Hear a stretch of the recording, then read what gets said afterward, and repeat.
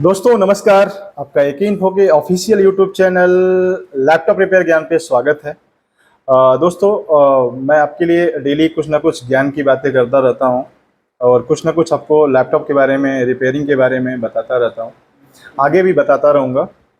अगर आपको पसंद आता हो तो नीचे शेयर और सब्सक्राइब करें। फिलहाल अभी मेरे पास एक प्रॉब्लम है जो कि अपने ही स्टूडेंट हैं, मिस्टर मंटू जी। क्या प्रॉब्लम था मंटू जी? तो इसमें एडेप्टर से लगाने पर 8 एलईडी वाइट देकर बीप साउंड दे रहा है, ओके। जिसमें ज़्यादातर बायोस का प्रोग्राम करने का इशू आता है। इस तरह से हमने बायोस का प्रोग्राम किया, 3-4 बार प्रोग्राम किया। रीप्रोग्राम करने के बाद भी हमारा जब मतलब प्रॉब्लम लाइट का हाँ, इशू बंद हो गया। लाइट का इशू बंद हो गया, लेकिन हमारा वीडियो नहीं दिया, अच्छा, डिस्प्ले नहीं है। डिस्प्ले आउटपुट नहीं हुआ। तो अभी प्रॉब्लम क्या है इसमें? इनका कहना है कि अभी इसमें जब शुरू में लैपटॉप रिसीव किया इन्होंने तो उसमें कुछ 8 ब्लिंकिंग था लाइट का और बीप साउंड आ रहा था। साथ में इस प्रॉब्लम को जैसा इन्होंने पढ़ा है अभी तक, तो इस प्रॉब्लम में बायोस की प्रॉब्लम होती है जैसा अधिकतर देखा गया। और एचपी के अगर देखें वहाँ से भी इन्होंने कुछ सर्च किया तो वहाँ पे भी बायोस ही था। तो इन्होंने बायोस की ये और 2-3 टाइम किया आपने शायद, है ना? 2-3 टाइम करने के बाद तो मतलब फिर भी सेम इशू, यानी डिस्प्ले अभी नहीं आया। लाइट वेट का इशू खत्म हो गया लेकिन डिस्प्ले नहीं आया। तो अब इसके आगे जो होता है कि थोड़ा सा डीप टेस्टिंग होती है, क्योंकि अगर इस कंडीशन में है तो आपने वोल्टेज वगैरह चेक करी यहाँ पे सारी? ये सारी वोल्टेजेस बन रही थी। तो इनका कहना है कि यहाँ पे जितनी भी कॉइल है सीपीयू की और रैम की, वो सारी वोल्टेजेस बन रही हैं।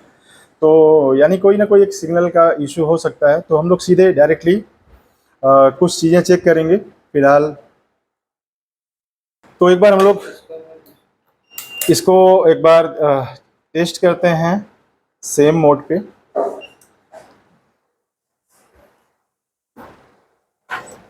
स्विच जो है ऑन बोर्ड दिया है ना जी, ठीक है। अगर यहाँ पे देखें तो हमने लैपटॉप ऑन किया है। एम्पियर आपका मतलब एम्पियर इस लेवल का है कि डिस्प्ले आना चाहिए। फिलहाल चिपसेट तेज़ी से हीट हो रही है और यहाँ पे देखें तो बोर्ड अभी ट्रिप कर गया है। बोर्ड एक ट्रिप भी कर रहा है, यानी कि ऑन होकर के बोर्ड ट्रिप कर जा रहा है।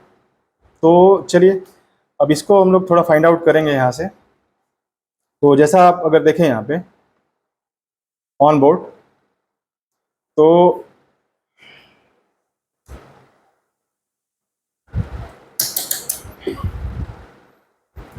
यहाँ पे 3 वोल्टेज की सप्लाई है, यहाँ पे 5 वोल्टेज की सप्लाई है, यहाँ पे 0.87 यानी VCCP है, यहाँ पे कोर सप्लाई है, यहाँ पे कोर सप्लाई है, यहाँ पर भी कोर सप्लाई है। अब यहाँ पे जो कोर सप्लाई है तो इसमें एक GT है, एक VCC है और एक GFX का है। यहाँ पे आपका PCH का सप्लाई है। यहाँ पे अगर देखेंगे तो एक आपके रैम की सप्लाई है। तो बोर्ड अभी फिलहाल ट्रिप कर जा रहा है, इस वजह से हम लोग चेक नहीं कर पाए यहाँ का। तो ऑन करके दोबारा से, तो यहाँ पे रैम की सप्लाई भी अवेलेबल है। अब रैम के पास यानी कि ये सारी सप्लाई अवेलेबल के बाद होने के बाद हमें जो है स्लॉट की टेस्टिंग करनी होती है यहाँ पे। तो अब यहाँ पे स्लॉट पे अगर देखें तो थोड़ा सा हमें, क्योंकि बोर्ड का अगर देखें, इसको थोड़ी देर के लिए बंद करते हैं। अगर बोर्ड का जो पार्ट नंबर है वो बैक साइड में है दिया हुआ, यहाँ पे अगर देखें LAH32AP है। तो अपने पास LAHT इसका सेम सिस्टमेटिक अवेलेबल तो नहीं है फिलहाल। जो इस तरह का बना हुआ बोर्ड होगा या इसकी बनावट के अनुसार जो बोर्ड होगा या जिसमें VPP की सप्लाई बनती होगी, वहाँ पे एक बार देखते हैं। तो हमने यहाँ पे REB 0.2 है और यहाँ पे देखेंगे तो REB 1 है ऑन बोर्ड।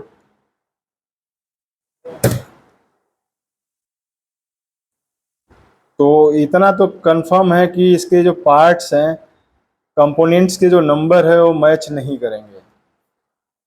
तो हमने क्या किया, इसको VPP का जो है वो सेम यहाँ पे जो सर्किट है वो ले लिया यहाँ पे। तो ये कुछ इस तरह की सप्लाई बोर्ड में बननी चाहिए जो ये सप्लाई थी, ये सप्लाई जो है, ये सप्लाई चेक करते हैं अवेलेबल है कि नहीं है। लोगों ने लगभग सारी सप्लाइयाँ चेक कर रखी हैं। अब हम लोग स्लॉट पे आते हैं, स्लॉट पे टेस्टिंग करते हैं। तो अगर DDR4 के बारे में आप जानते होंगे तो यहाँ पे VPP की सप्लाई बनती है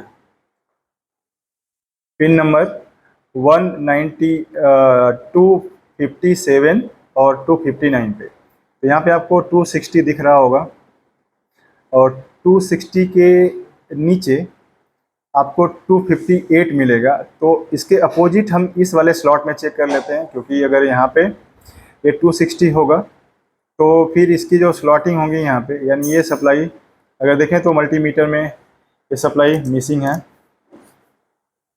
यहाँ पे आते हैं, अब इसका एक बार हम लोग इसको निकालेंगे और एक बार ट्रेस करेंगे कि यहाँ से कौन सी तो चूंकि यहाँ पे अगर देखें, यहाँ पे इस कॉइल के ऊपर रैम की सप्लाई बन रही थी थोड़ी देर पहले जब चेक किया गया।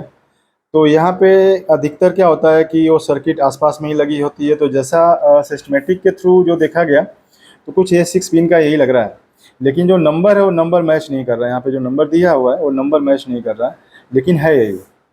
तो अगर यहाँ पे देखें एक बार कनेक्टिविटी हम लोग अगर मिला के देखें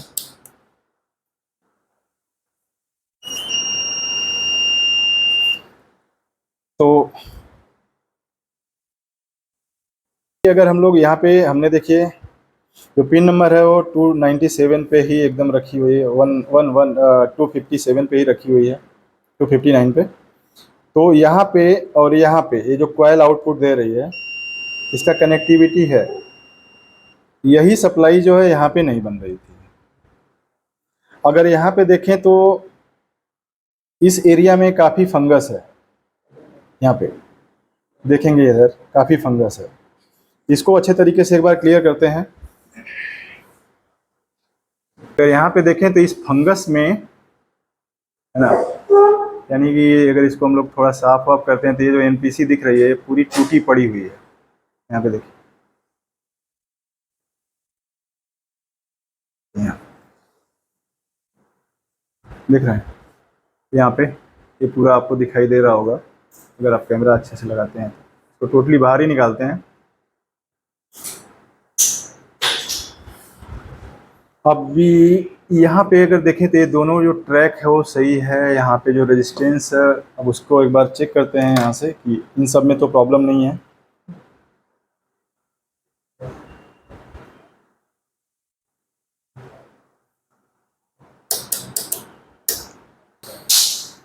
अगर यहाँ पे देखेंगे रेजिस्टेंस की जो वैल्यू है ये डिवाइडर वाली है, पिन नंबर 3 से कनेक्टेड है ना, ये डिवाइडर वाली जो रजिस्टर है वही है। तो यहाँ पे फिलहाल इसका एक सिरा जो होगा रेजिस्टेंस का आउटपुट से तो कंफर्म कर लेते हैं। अगर इनमें से एक रेजिस्टेंस का यानी दोनों रेजिस्टेंस आपस में, अच्छा हमने यहाँ पे लगा रखा है, डी पे लगा देता है, ठीक है। ये दोनों आपका कनेक्टिविटी है तो यानी फीडबैक हुआ। एक तरफ इसको ग्राउंड से जाना चाहिए, अच्छा इधर ग्राउंड से नहीं है तो सप्लाई से एक बार कंफर्म करें, यहाँ से टूटा हुआ नहीं होना चाहिए, ग्राउंड से है। ये वाला जो रेजिस्टेंस अगर इस कॉइल से मैच करता है तो ये फीडबैक है, ठीक है। अब चूँकि रेजिस्टेंस अभी सही सलामत है, थोड़ा सा ट्रैक गड़बड़ है तो हम लोग उसको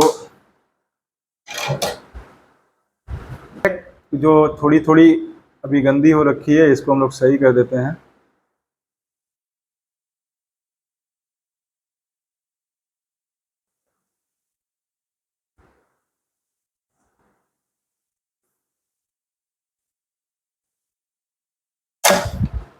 और जो भी है थोड़ा डस्ट वगैरह वो सब क्लीनिंग कर लेते हैं, यानी इस ट्रैक पे थोड़ा आपको अच्छे तरीके से क्लीन वगैरह कर लेना चाहिए।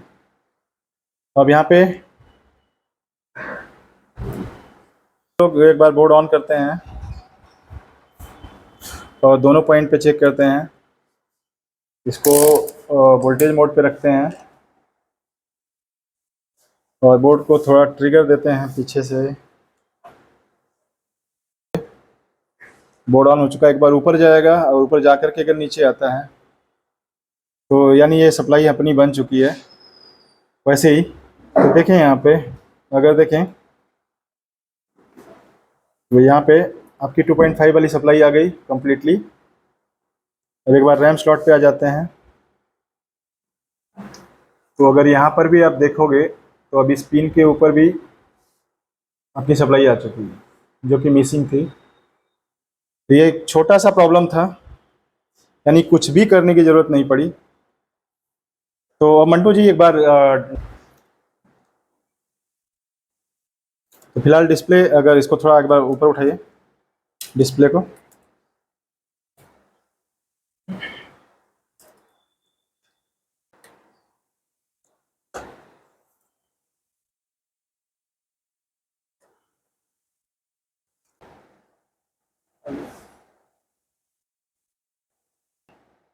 अभी डिस्प्ले आ चुकी है। इन्होंने बायोस चेंज किया है जिसकी वजह से यहाँ पे लैंग्वेज चेंज हो रखी है। ये कुछ चाइनीज़ लैंग्वेज में आ रहा है जो बायोस के चेंज करने की वजह से आ रहा है। तो अगर ये अपना दोबारा बायोस अगर डाल देंगे तो भी आएगा। वो एक बार स्क्रीन गया हुआ है, देखें ये बूट करते समय आपका आया था। तो अभी डिस्प्ले फ़िलहाल है, लैंग्वेज चेंज हो गई है जो कि अगर ये बराबर रहती है तो इसमें सिंपल सा ये हार्ड डिस्क का एरर है। तो लैंग्वेज एक बार बायोस से चेंज करिएगा, ठीक है, सही हो जाएगा। और वहाँ से एक बार पावर डीसी पावर सप्लाई को बंद कर दीजिए। आपका लैपटॉप रेडी हो चुका है। तो मंटू जी देखा आपने कितना, यानी एक छोटा सा प्रॉब्लम जो आप अगर थोड़ा सा और मत मेहनत करते तो शायद वो भी मिल जाता है ना। तो एक छोटी सी प्रॉब्लम थी, काफ़ी आसानी से हुई है, बहुत कुछ करने का ज़रूरत तो नहीं पड़ा। कई बार क्या होता है कि सर्किट एक ख़राब हो सकता है ना, रेजिस्टेंस ख़राब हो सकता है, मॉसफेट जो लगी है वो ख़राब हो सकती है, लेकिन बाकी रैम स्लॉट के ऊपर जो भी पिनें होती हैं वो भी नो डिस्प्ले में चेक की जाती हैं। तो हम लोगों ने पहला ही चेक किया और हमें मिल गया है ना। तो फिर भी आपने देखा ये सारा कुछ कैसे करते हैं और जो भी मिसिंग है वो कैसे पकड़ते हैं, वो आपको टेस्टिंग करने के समय भी आपको पता चल गया होगा। इसके पहले भी आपने प्रैक्टिकली देखा होगा। तो फ्रेंड्स, आप भी अगर चाहें लैपटॉप रिपेयर सीखना या मोबाइल लैपटॉप के साथ अगर आपका विचार है कुछ मोबाइल, टीवी या प्रिंटर सीखने का, तो आप नीचे दिए गए नंबर पर संपर्क कर सकते हैं। मिलते हैं नेक्स्ट वीडियो में। आज के लिए इतना ही। थैंक यू, धन्यवाद।